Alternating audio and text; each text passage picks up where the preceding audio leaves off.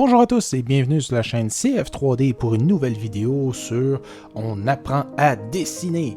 Et aujourd'hui, on s'attaque à un véhicule mythique, un véhicule américain. Bien entendu, on reste toujours. Pour ceux qui ont porté attention à la dernière vidéo, il y avait une liste assez claire de la série de dessins que j'allais faire.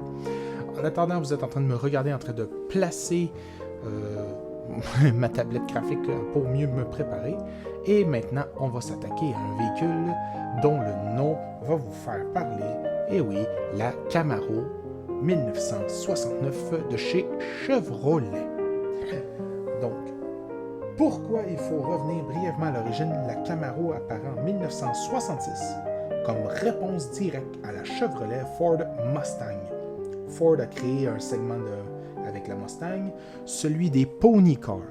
Et les autres constructeurs doivent réagir rapidement, car c'est un véhicule qui est très à la mode, qui est très jeune, très en vogue pour son époque. Véhicule moteur avant, propulsion, style sportif et large choix de configuration. Bien entendu, je pense que vous connaissez un peu le topo. Je crois, si je ne me trompe pas... En fait, on va parler des configurations tout au long de la vidéo. Visuellement, la Camaro se distingue immédiatement. La carrosserie est plus sculptée, avec des ailes élargies, une face avant redessinée et une posture plus basse et plus large. Les proportions restent proches des années précédentes, mais le traitement est plus tendu, plus affirmé. Les phares sont plus enfoncés dans la calandre, les lignes sont plus nettes, les ensembles... Bref, ils ont redessiné la Camaro pour que ça paraisse moins comme un jouet, mais plus comme un véhicule indépendant de ce qu'elle était en train de proposer à l'époque.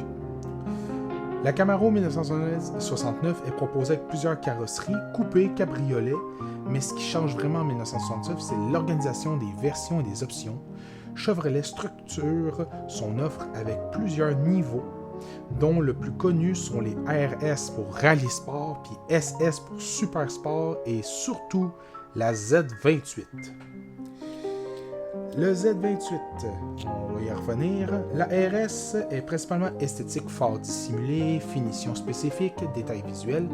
La version SS, elle, introduit une approche plus orientée performance avec le moteur V8 plus puissant, notamment le 350 et le 396 pouces cubes.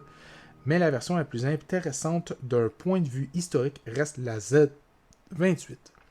La Z28 n'est pas née pour la route, elle est conçue pour répondre aux exigences de la compétition, en particulier la série Trans Am. Pour être homologuée, Chevrolet doit produire un certain nombre d'exemplaires routiers. Ça tombe bien. Ils ont trouvé l'excuse parfaite pour sortir le Camaro. C'est un adversaire digne de concurrencer la Mustang, puis ils ont besoin d'homologuer ce véhicule-là, dont ils ont besoin aussi du moteur Z28. Donc, ce qu'on va faire, c'est qu'on va le mettre dans une Camaro. Ça va permettre une plus grande production de moteur, je suppose, réduire les coûts, améliorer la fiabilité, parce que quand c'est les contribuables qui payent, on absorbe plus facilement les conneries. Officiellement, ce moteur est annoncé à 290 chevaux, mais comme souvent à l'époque, ces chiffres est conservateur. C'est-à-dire, puis même encore aujourd'hui, même s'ils sont de plus en plus proches de la réalité, c'est-à-dire conservateur, il affiche moins que la réalité. Tout le monde qui allait ensuite sur le dyno moteur stock se rendait compte que le moteur était un peu plus performant que ce qui était annoncé, ce qui n'est pas forcément une mauvaise nouvelle, ça fait même une très belle pub, parce qu'on se dit « Ah, le gros concessionnaire annonce à la baisse ses véhicules, pourquoi? » C'est pour éviter de vous décevoir, parce que l'effet inverse est aussi grave. On a accusé à l'époque, si je ne me trompe pas, il y avait certaines motos qui étaient affichées avec 98 chevaux, qui est énorme pour une moto. Mais la réalité montrait 86. Puis on dit, là, moi je perds 10 chevaux, puis chaque chevaux compte pour une moto. Fait que vous imaginez pour une voiture qui pesait 6 tonnes, à quel point c'était important que chaque chevaux compte. Fait que quand tu te retrouves avec une voiture qui était plus performante que la réalité, tu disais, j'ai plus de moteur et je consomme pas plus. J'ignore par contre la fiabilité de la consommation des voitures, on y reviendra. Le cas le plus connu... Ok. Non, on va passer à ça. Sur le plan technique, la Camaro reste une voiture typique de son époque. Propulsion, moteur avant, châssis, plateforme F-Body de General Motors, suspension avant indépendante et essieu arrière rigide. C'est-à-dire que la suspension que vous avez aujourd'hui était aussi la même type de suspension pour les Camaro en avant, mais pas en arrière. Parce que c'était sans doute beaucoup plus facile et plus rigide d'avoir une suspension à essieu simple que d'avoir une suspension indépendante à l'arrière. Ou c'est une simple question de coût, fait qu'ils ont réduit les frais, ça permet, je sais pas. Ce n'est pas une voiture sophistiquée au sens moderne, mais c'est une base robuste capable d'encaisser des puissances élevées. C'est ce que je disais. Fait que le type de suspension à l'arrière à lame traditionnelle ou c'est à essieu simple fait en sorte que tu peux envoyer beaucoup plus parce que c'est des barres rigides, c'est pas des ressorts qui retiennent tout ça. En termes de production, environ 243 000 Camaro sont construites pour l'année 1969. C'est moins que certaines années de la Mustang, mais cela reste un volume important et encore une fois, comme pour la Mustang, la majorité de ces voitures sont des versions relativement standards. Les modèles les plus recherchés aujourd'hui, c'est les Z28, SS et 390 Copo. Copo, je sais pas ce que ça veut dire. Cabriolet opportuniste pour gens orgueilleux. Plus petit. Il y a aussi un point souvent moins connu malgré le nom. La Camaro a été produite jusqu'à la fin. Jusqu'à la fin 1969. Bien après le calendrier habituel des années de modèles, cela explique que par le retard dans le développement de la deuxième génération qui ne sera lancée qu'en 1970. Le résultat de la 1969 reste en production plus longtemps que prévu et renforce la présence sur le marché. Aujourd'hui, la Camaro 1969 occupe une place particulièrement culte dans l'automobile. Elle est souvent considérée comme la plus aboutie de la première génération, à la fois en termes de design, de diversité, de mécanique. Elle combine un style devenu iconique, une large gamme de motorisation et des versions spéciales qui ont marqué l'histoire des muscle cars. Contrairement à certaines voitures devenues célèbres uniquement par le cinéma, la Camaro 1969 doit surtout sa réputation à sa présence réelle dans la rue. C'est ça qui fait la différence. C'était une voiture que le peuple voulait, adorait, aimait conduire. C'est pas juste une voiture de spectacle qu'on va dire « Hey, on va faire brasser le carrosse puis dans un film, puis on va montrer qu'elle est parfaite. » Non. Elle était réellement intéressante. Tu la regardais dans la rue, tu faisais « Ça, c'est une belle auto. » Puis encore aujourd'hui, tu la regardes dans la rue et tu dis « C'est une belle auto. C'est une très belle auto, bien faite. » Au final, la Camaro 1969 n'est pas seulement une évolution, mais une conclusion, la conclusion d'une première génération qui a commencé comme une réponse à la Mustang et qui se termine avec une identité propre solidement installée. Après 1969, la Camaro change, le contexte change et l'industrie elle-même entre une nouvelle phase. Mais 1969 reste pour beaucoup le point où tout s'aligne. J'ai pas beaucoup à dire. En ce qui concerne la voiture, il n'est pas écrit dans ce que j'ai ici, qui a été annoncé avec autre chose qu'un V8, ce qui est quand même remarquable pour une voiture qui est vendue en série. Bien entendu, il va falloir bien entendu que je fasse mes recherches là-dessus, mais en attendant, c'est plutôt décent, pour vrai. Tu te dis, je m'achète une Camaro, puis quoi qu'il arrive, elle tire. Au pire, elle consomme plus de gaz, au pire, elle consomme moins de gaz, mais je peux avoir du fun, j'ai de la place pour la famille, puis c'est génial. Tout le monde est gagnant. C'est parfait. Là, je vais essayer de faire du remplissage. Fait qu'est-ce que moi, j'en pense de la Camaro? Qu'est-ce que j'en pense de la Camaro? C'est une belle voiture. Je la conduirais pas. Mes parents ont une Camaro de 2011 et je me refuse de la conduire. Pourquoi? C'est qu'on fait rapidement le con avec un V8. Les Camaro de mes parents, je pense qu'ils développent 300 quelques chevaux, puis à l'époque c'était peut-être 200, ce qui est 200-300, ce qui est beaucoup pour un véhicule que dès que tu passes sur le gaz, il va tordre. C'est violent. Fait que je conduirais pas ce genre de voiture-là.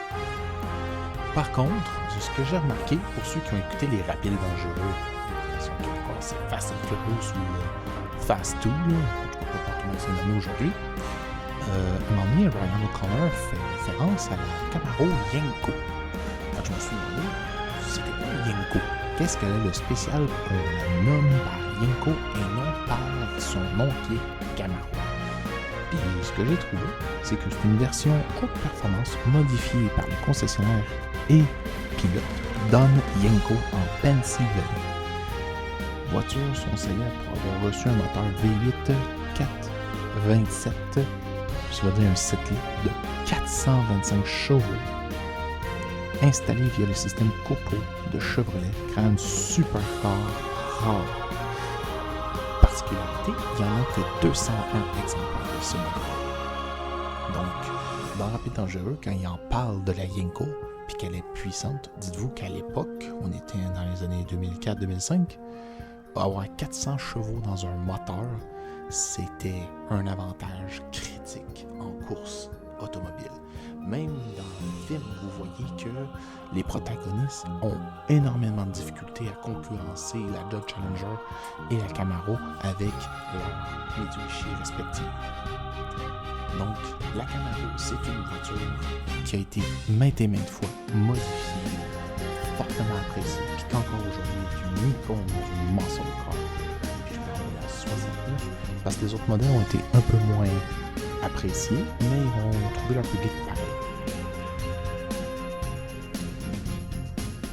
Voilà, j'ai épuisé un peu mon stock.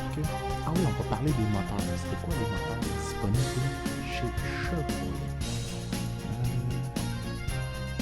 On va trouver l'information.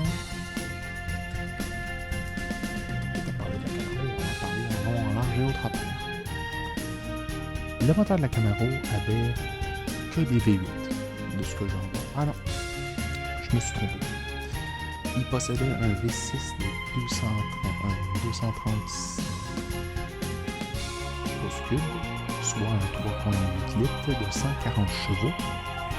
Et dans les V8, on avait plusieurs variantes. Il y avait le 5 litres de 200 chevaux, 5,4 litres de 250 chevaux, 5,7 litres de 250 chevaux de base à 300 chevaux, le SS 350. Le 4,9 litres, le modèle Z28, normalement, il sort de l'usine à 290, mais la réalité, c'est que le moteur pouvait développer entre 350 et 400 chevaux. Sinon, si on va dans les gros moteurs, comme on avait parlé avec la Yenko, on avait le 396, un 6,5 litres, de 325 à 375 chevaux, tout dépendamment de la préparation. Puis dans le 7 litres, le plus gros moteur, qui est un 95-61 ou 95-60 ZL1, développant au minimum 425 chevaux et au plus haut 430 chevaux. Le moteur venait avec une transmission 3 à 4 vitesses et des versions automatiques Power Glide et Turbo Hydramatique. Je vais essayer de trouver les images pour ces informations-là. Fait que le véhicule en soi avait le modèle Ultra d'entrée de gamme avec un 6 cylindres en ligne. Sinon, dès que tu changeais le modèle, tu trouvais avec le V8 avec quasiment le double de la puissance. C'est rare de trouver une Camaro avec un 6 cylindres. C'est pas que tout le monde forcément en veut, mais c'est rare parce que la production de masse, c'était des V8 chez Chevrolet. Ils ont compris quelque chose de très très vite, puis c'est sans doute pour ça que la voiture s'est mieux vendue sans les films. C'est que la Camaro offrait d'origine une puissance phénoménale, une puissance brute, puis une fiabilité incroyable. Fait que je crois que j'ai fait le tour de la vidéo du sujet de la Camaro. N'hésitez pas à liker, commenter, mettez un pouce bleu, partagez la vidéo. Si vous avez envie que je parle d'une autre voiture, ne vous inquiétez pas, les prochaines s'en viennent. C'est ça, les prochaines s'en viennent, j'en ai quelques-unes en stock, mais si vous avez envie que j'essaie de, je ne vais pas dire dessiner, mais plutôt détruire votre voiture sur la tablette graphique, n'hésitez pas à me le dire en commentaire. Et je vous dis à bientôt.